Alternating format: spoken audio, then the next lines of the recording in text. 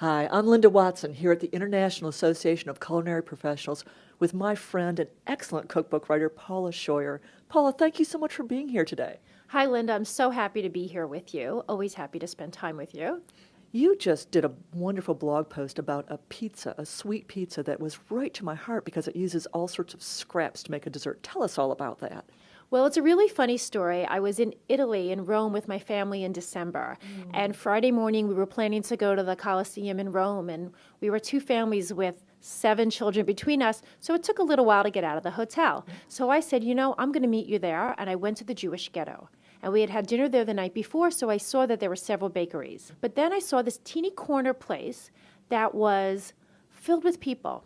There must have been 30, 40 absolutely gorgeous Italian men and women online.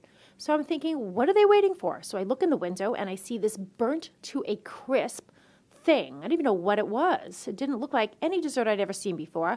And then I went in and saw an even uglier pie. So I finally asked somebody what these things were, and somebody said that the pie was a ricotta cherry pie. I said, forget, I didn't want dairy anyway.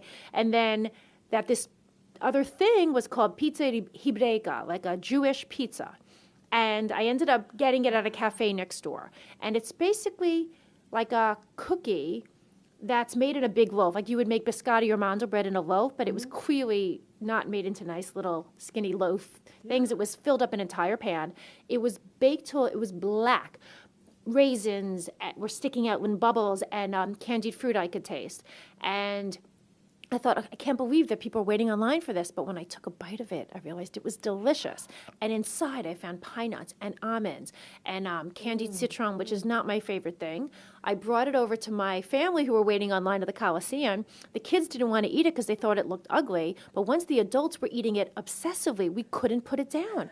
They wanted to try it too. So when I came back to the U.S., I looked up, did some research on some recipes and found a few. But then I realized I didn't want to put ingredients in that I didn't like. So I didn't want the candied fruit in there. So I used dried apricots and I used dried cranberries.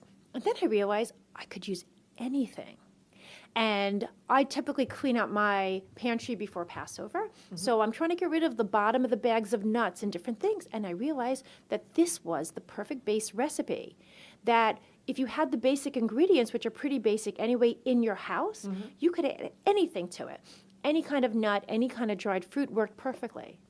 That's like stoop. It's like my stoop recipe, but for a baked good. That's so perfect. So this is a way you can save money and eat amazing desserts. Paula, thank you so much for talking with me today. That's Paula Shoyer, the Kosher Baker. Please follow her. She's terrific.